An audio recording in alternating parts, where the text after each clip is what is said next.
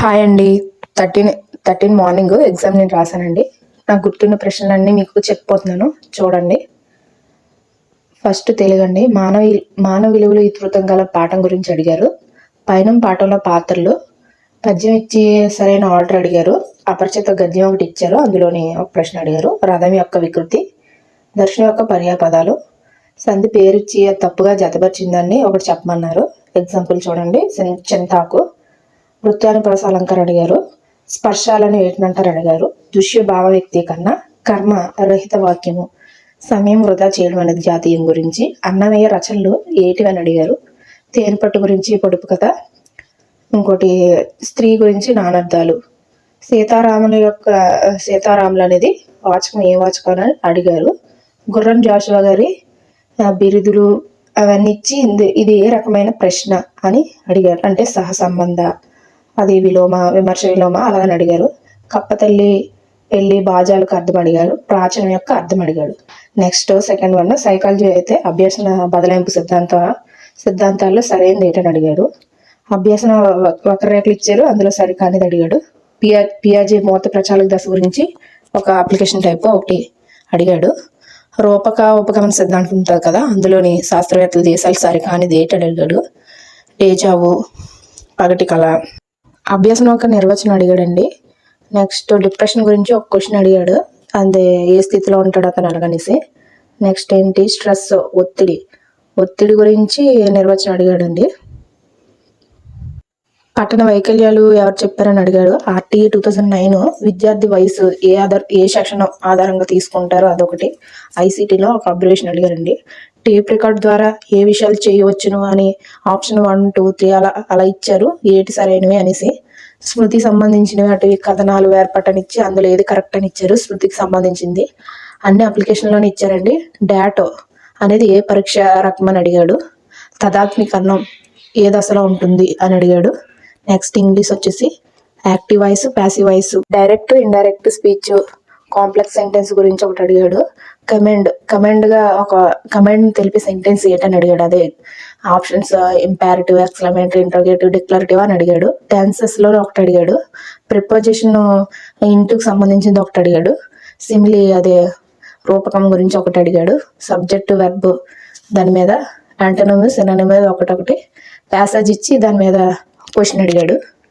Next maths వచ్చేసరికి 12 వస్తువులు కొన్న వేళ 6 వస్తువులు అమ్మిన వాళ్ళకి సమానం అయినా లాభసాధం ఎంత అని అడిగాడు. దీనికి ఆన్సర్ అయితే 50%.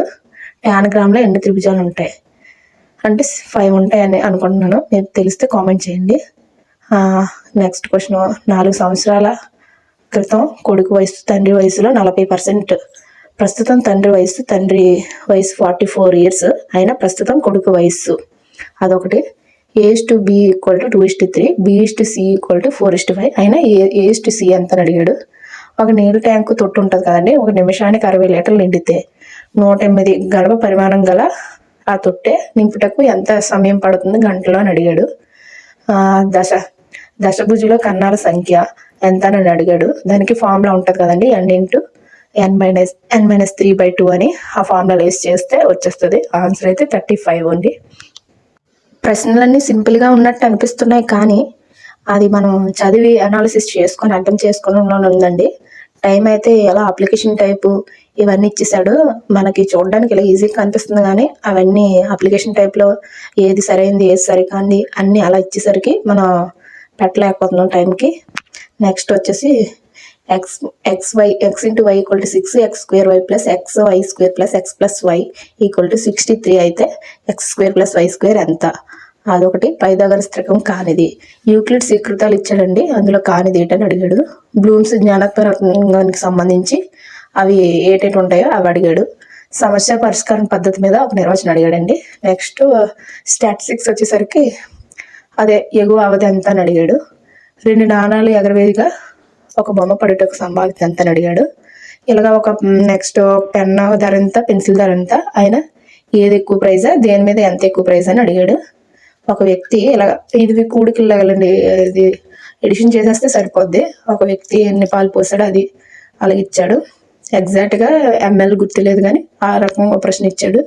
ఇంకో నెక్స్ట్ ఒక కార్పెట్, దాని మీద చతురస్రాకార ఇటుకు పెట్టిన రిమైనింగ్ వైశాల్యం ఎంత అని అడిగాడు, అదొకటి.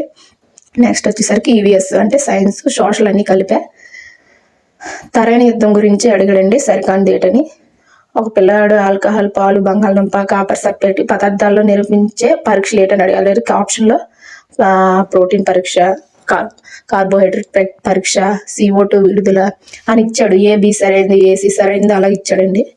విద్యా లక్ష్యాల నిర్వచనం కాంతి ఒకటి ఇచ్చాడు, మ్యాచింగ్ లాగా ఇచ్చాడు. శ్రీలంక అంతర్యుద్ధం జరిగిన సంవత్సరం పూర్తయిన సంవత్సరం అడిగాడు. జ్యోతిరావు పూలే రాష్ట్రం అడిగాడు. భక్తి సూఫీ ఉద్యమాలు వాళ్ళు సరైనది అలా ఆర్డర్లు అడిగాడండి. ద్రాక్ష పండు ఎక్కువ చక్కెర కలిగిన ద్రావణంలో ఉంటే ఏమవుతుంది అంటే సమంగా తీసుకుంటుందా, పగిలిపోతుందా, అలా ఆప్షన్స్ ఇచ్చాడు. దాన్ని బట్టి లక్ష్యాలు ఆశయాల మీద ఒక డిఫరెన్స్తోనే ఒక అప్లికేషన్ టైప్ ఒక ప్రశ్న అడిగాడు. చిప్కో ఉద్యమం గురించి అడిగాడు ఏంటని. ఆ రాజ్య సంక్రమణ సిద్ధాంతం ఎవరు ప్రతిపాదించారని అడిగాడు. మొక్క చుట్టూ కట్టుతారు కదా, దాన్ని ఏమంటారు, అదే మల్చింగా, పోడు వ్యవసాయమా అలా ఉంటుంది కదా, టెర్రస్ ఫార్మింగా అలాగని అడిగాడు. పెరిస్కోప్ల దర్పణాలు ఏ దర్పణాలు అని అడిగాడు. ఇది సైకాలజీలు ఇచ్చాడండి, మధ్యగతం ఇచ్చి ఇది ఫార్ములా ఇచ్చి ఐ అంటే ఏంటని అడిగాడు. VA KT అనే అబ్జర్వేషన్ అడిగాడు. పొల్యూషన్ గురించి అడిగాడంటే ఆంధ్రప్రదేశ్కి పశ్చిమ బెంగాల్కి డిఫరెన్స్ అలాగ అడిగాడు. గ్రహాలు ఉంటాయి కదా, మన గ్రహాల్లోని పరిమాణంలోని వరుసక్రమం అడిగాడు. వెండి, రాగి, అదము, వాకాలు అలాంటిది ఒక క్వశ్చన్ అడిగాడు. 13 మార్నింగ్ సెషన్ ప్రశ్నలు అయితే ఎలా ఉన్నాయండి. మీ సెషన్లో ప్రశ్నలు ఎలా ఉన్నాయో కామెంట్ చేయండి. మీకు ఏదైనా డౌట్ వస్తే కామెంట్ చేయండి. ఈ వీడియో మీకు యూస్ఫుల్ అయింది అనుకుంటున్నాను. Thank you. Like and subscribe.